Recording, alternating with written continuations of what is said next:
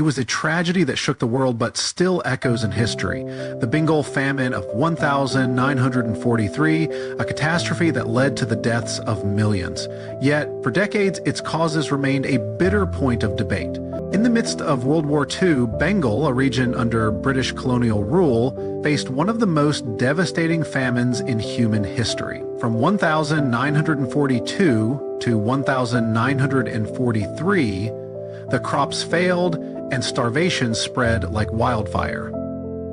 As food shortages hit, British policies exacerbated the situation. The British government, under Winston Churchill's leadership, diverted rice shipments to support the war effort, leaving Bengal vulnerable. At the same time, the Japanese threat from the east caused panic and worsened the supply chain collapse. The stories of survivors speak of unimaginable suffering, children starving to death, bodies piling up in the streets, and communities torn apart. Families had no choice but to scavenge for whatever was left in a land that was slowly turning to dust. Despite the scale of suffering, the British administration did little to alleviate the crisis.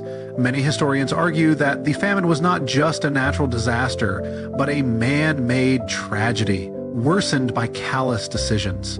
The British government's refusal to send aid to Bengal is one of the darkest chapters of colonial rule.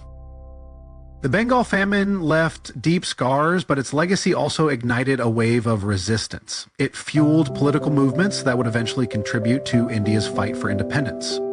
Though Bengal would slowly recover, the memories of this horror remain etched in the collective consciousness of its people.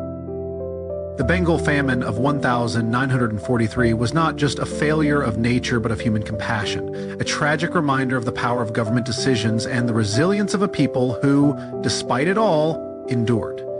It remains a part of history that we must never forget. Thank you for watching. Stay tuned for more untold stories of history.